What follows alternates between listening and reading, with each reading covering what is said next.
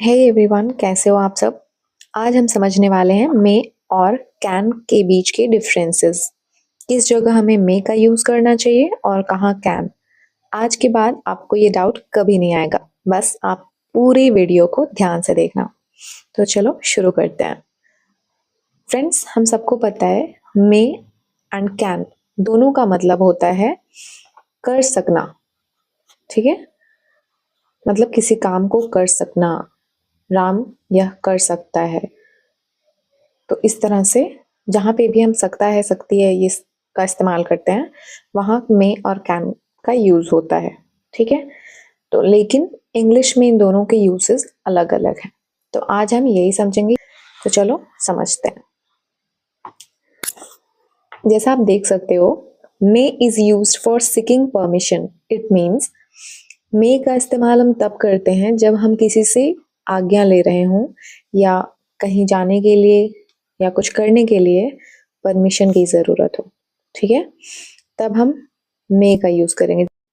Friends, इसके साथ ही याद रखना कि मे का यूज़ हम परमिशन के साथ साथ फ्यूचर पॉसिबिलिटीज़ के लिए भी करते हैं। मतलब कोई ऐसे काम जो भविष्य में होने वाला है, जैसे इट मे रेन टुडे, आज बारिश हो सकती है। ठीक है, बचपन से हम ये बोलते आ रहे हैं स्कूलों में, मे आई कम इन सर या मे आई कम इन मैम। ये हम कब बोलते थे? जब जब हमें क्लास के अंदर आना होता था, या जब हमें बाहर जाना होता था तब हम क्या कहते थे? मे आई गो आउट सर।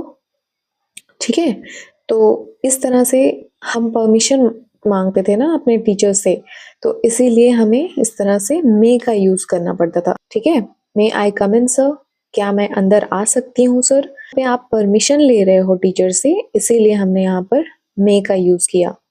वहीं can is used to show ability. Ability मतलब होता है योग्यता। ठीक है, परमिशन का मतलब भी लिख देती हूँ मैं। परमिशन मीन्स आज्ञा। ठीक है, तो कैन जो है वो हम तब इस्तेमाल करते हैं जब हम किसी की योग्यता की बात कर रहे हो या किसी की एबिलिटी, किसी की क्षमता के बारे में बता रहे हो। जैसे I can lift this box, मैं ये बॉक्स उठा सकता हूँ। मतलब मेरे अंदर ये क्षमता है कि मैं इस बॉक्स को, इस बक्से को बहुत इजीली उठा सकती हूँ। ठीक है, तो इस तरह से हमने समझा मे और कैन के बीच का एक सिंपल सा डिफरेंस। ठीक है, चलो अब इससे रिलेटेड कुछ यहाँ पे क्वेश्चंस हैं जो आप सबको बताने हैं कि कहाँ पर मे फिल होगा और कहाँ किस क्वेश्चन में कैन का यूज होगा। First, we dash read English. तो वी कैन रीड इंग्लिश या we may read English?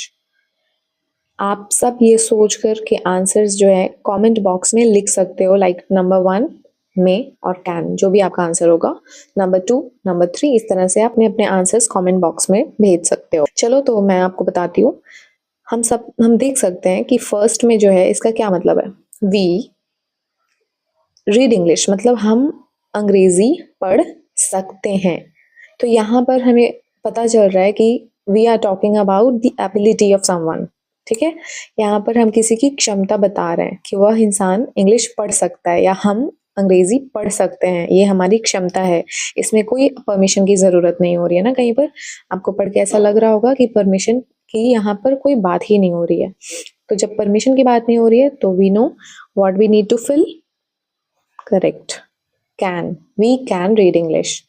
Next, Raju dash repair mobile. Raju जो है वो मोबाइल को रिपेयर कर सकता है, मतलब मोबाइल को में जो भी खराबी होगी उसको बना सकता है। तो ये उसकी एबिलिटी है, क्षमता है ना। यहाँ पे भी कोई परमिशन की जरूरत नहीं है हमें। So again can. Next, dash I use your pen. आप देख सकते हो एट द एंड यहाँ पर क्वेश्चन मार्क का यूज है। तो क्वेश्चन मार्क का यूज भी हम तब करते हैं जब हम किसी से क्वेश्चन कर रहे हो, राइट। अब क्या क्वेश्चन किया जा रहा है?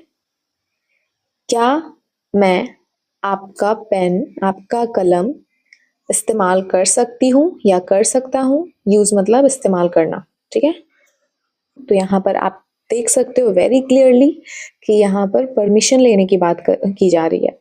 We know what should we fill here? Correct, may I use your pen?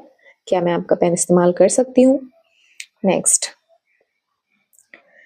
They dash finish their work on time. मतलब क्या?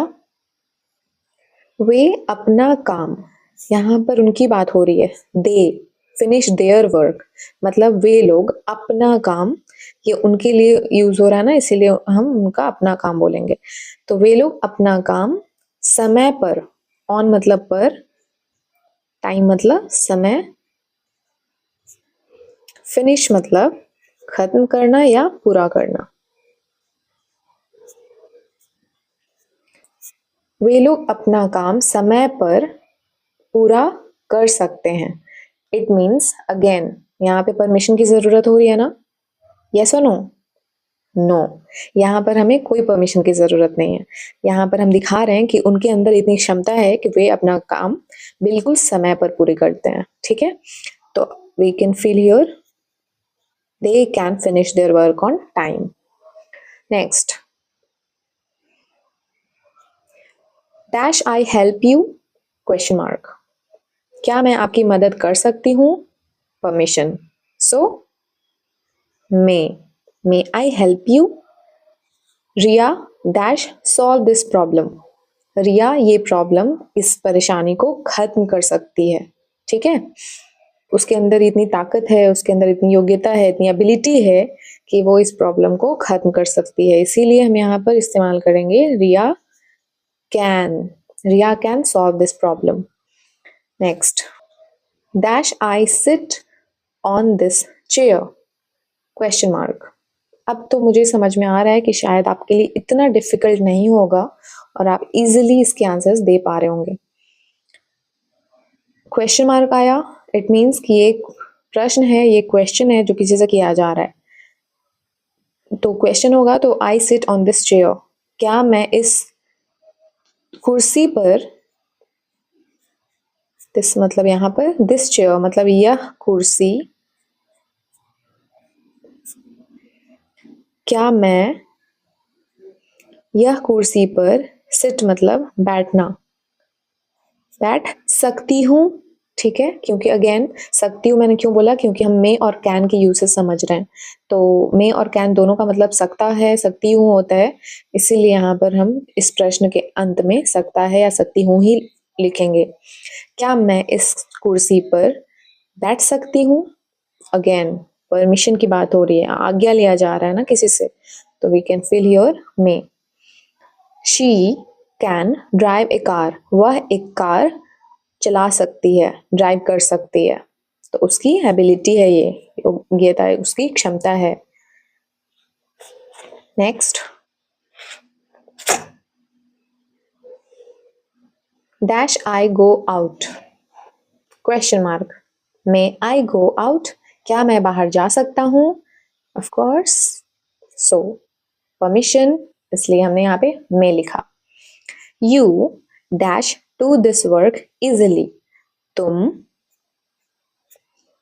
दिस वर्क यह काम इजिली मतलब आसानी से,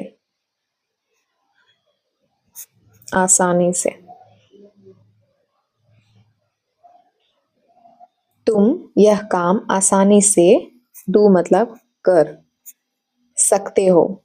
तो मतलब एक पर्सन दूसरे को कह रहा है कि तुम्हारे अंदर इतनी क्षमता है कि तुम इस काम को आसानी से कर सकते हो.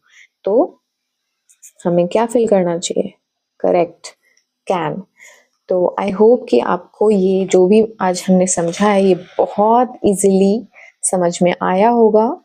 और इससे रिगार्डिंग जो भी क्वेश्चंस होंगे आप कमेंट बॉक्स में मुझसे पूछ सकते हो. और इसके साथ मैं कुछ क्वेश्चंस भी ऐड कर दूंगी जिसके आंसर्स आप कमेंट में करके मुझे बता देना. Thank you.